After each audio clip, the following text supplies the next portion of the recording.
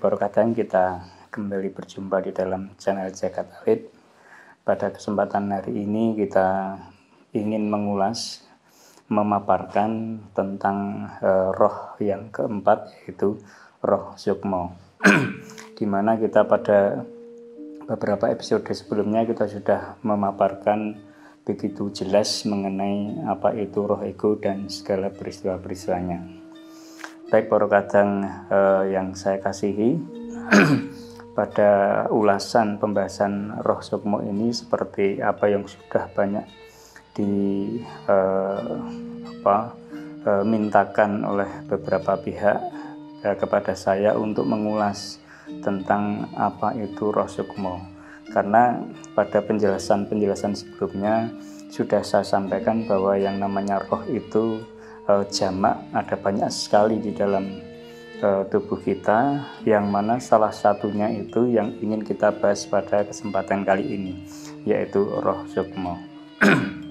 Baru kadang saat kita memahami apa yang ada di dalam tubuh kita, terutama yang sifatnya rohani, ada beberapa yang harus kita pahami, ada yang harus kita mengerti, hal-hal peristiwa yang ada di dalamnya.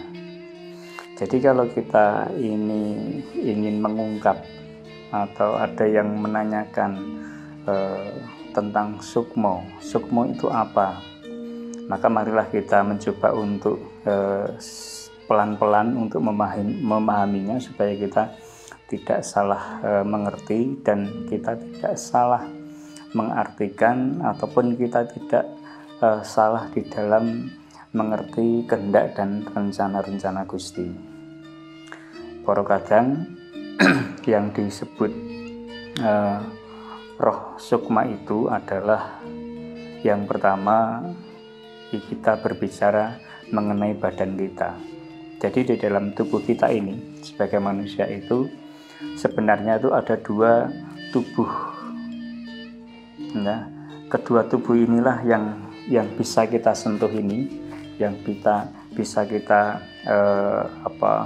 pegang ini adalah tubuh kasar kita, di mana tubuh kasar kita ini membawa berbagai hal tentang kebendaan, membawa berbagai hal tentang yang sifatnya jasmani atau sesuatu yang bisa disentuh. Tetapi di sini saya tidak mengulas mengenai hal yang bisa disentuh, bisa diraba, karena kita ingin mengulas apa itu roh Sukmo. Baru kadang roh Sukmo itu adalah badan yang halus. Mungkin para kadang pernah mendengar di berbagai tempat itu ada yang mengungkapkan bahwa ada badan alus. Ya, badan alus itu adalah Sukmo itu sendiri, di mana Sukmo itu adalah wujud dari keberadaan tubuh kita ini yang tidak bisa tersentuh sama sekali. Nah, jadi Sukmo sendiri itu adalah sesuatu yang begitu sangat transparan, tidak bisa dilihat sesungguhnya dengan penglihatan kita yang wajar ini.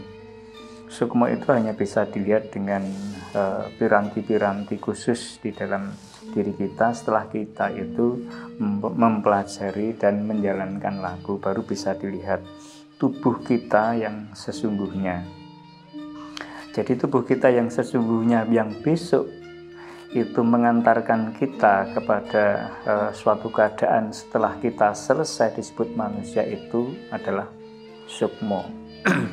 Karena Sukmo sendiri itu berbeda dengan tubuh kita. Saat tubuh kita ini mungkin sudah saatnya surut dan kita dikatakan meninggal, tubuh jasad ini akan kembali kepada tanah dan terurai kembali kepada unsur-unsur yang ada di dalamnya. Tetapi Sukmo kadang dia tidak bisa terurai. Sukmo itu pada saat jasad kita kembali ke tanah, Sukmo itu berada di luar sana. Maka ini yang ingin kita bahas. Maka Sukmo ini tidak bisa disentuh. Sukmo ini sesuatu bentuk wujud perwujudan dari tubuh kita itu yang halus atau disebut badan halus. Nah, di dalam badan halus itu para kadang yang disebut sukmo itu sama persis dengan diri kita. Tidak ada yang membedakan.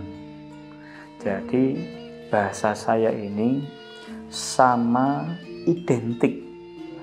Artinya sama identik itu tidak ada yang berbeda. Misalnya kita sedang dalam posisi atau dalam fase umur yang di atas 30 tahun, ya wujud sukmo juga sama. Seperti yang panjenengan lihat panjenengan sendiri saat panjenengan itu di depan cermin. Sukmo itu ibaratnya yang berada di dalam cermin itu. Ya, panjenengan tidak bisa menyentuhnya karena itu ada di balik cermin, ada di balik kaca. Sedangkan panjenengan hanya bisa menyentuh jasad, menyentuh rogo, menyentuh jasmani yang panjenengan bawa kemana-mana ini. Maka kadangkala sukmane orang kecil atau yang masih anak-anak ya juga bentuknya anak-anak. Sukmane bayi juga masih berbentuk bayi, wujudnya seperti bayi. Sukmane orang yang sudah dewasa maupun orang yang tua tentu saja juga sudah bentuknya seperti orang dewasa, sama identik dengan kita.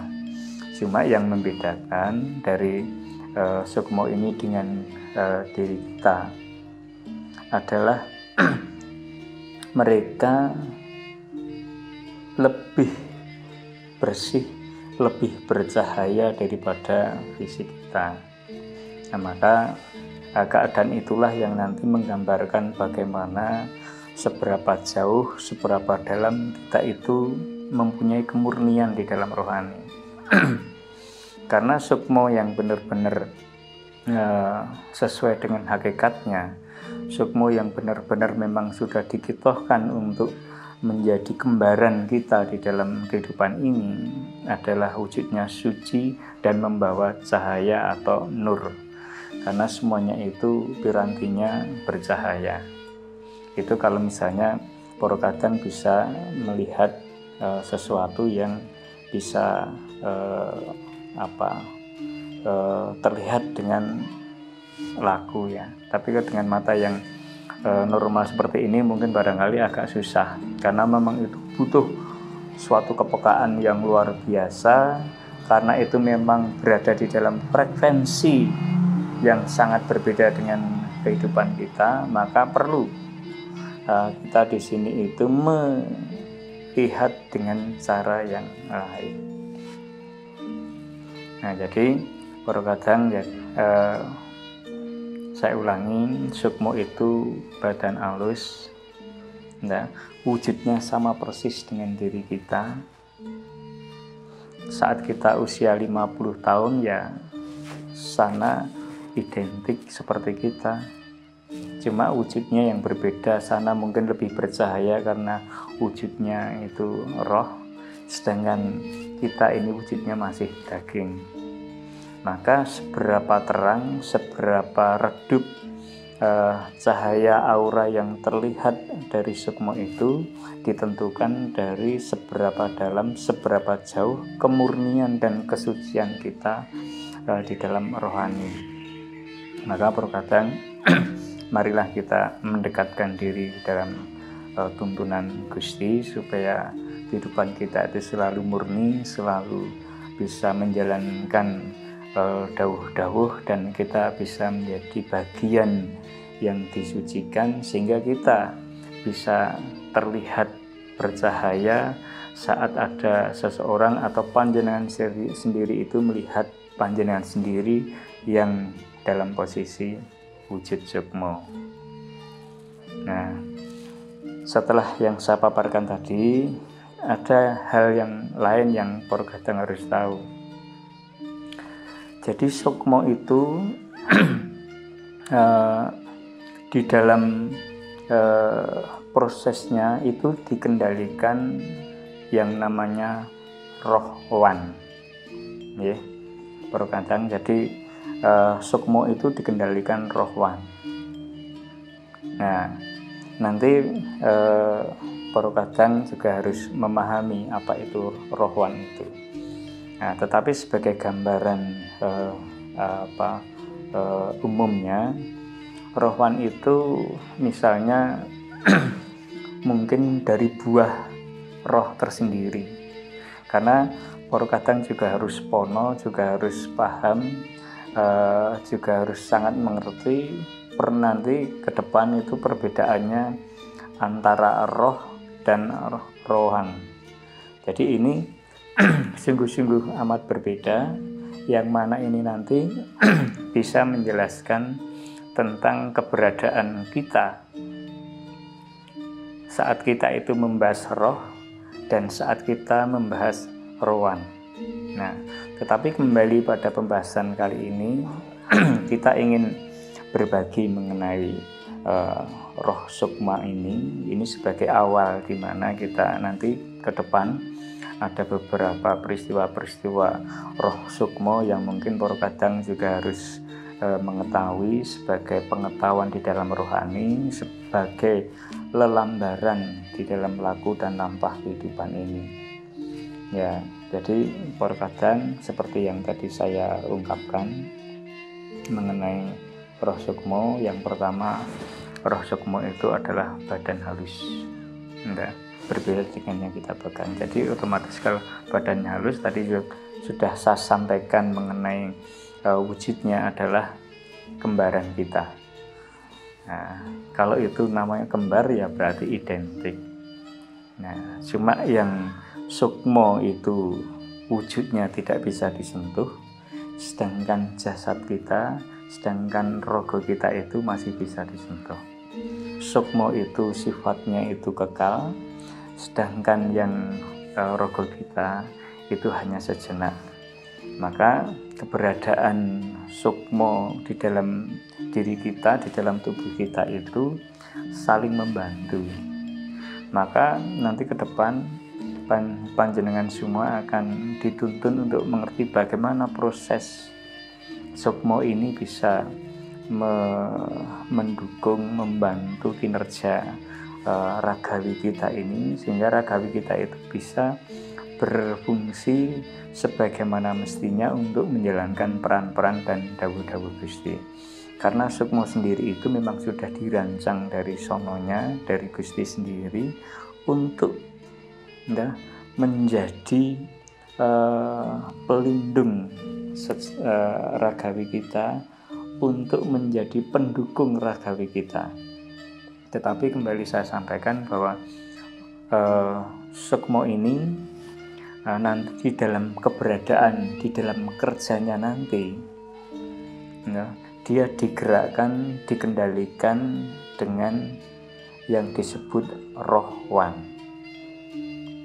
Begitu para kadang, ini sebagai awal pembuka dari pembahasan kita roh sukmo. Barangkali nanti ada beberapa pembahasan lebih lanjut, nanti kita papar bersama-sama di dalam episode-episode yang berbeda.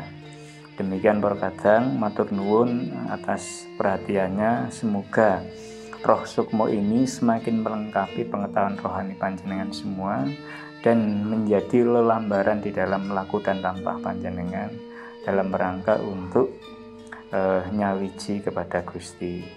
Makaten matur nuwun, sugeng sonten lan rahayu.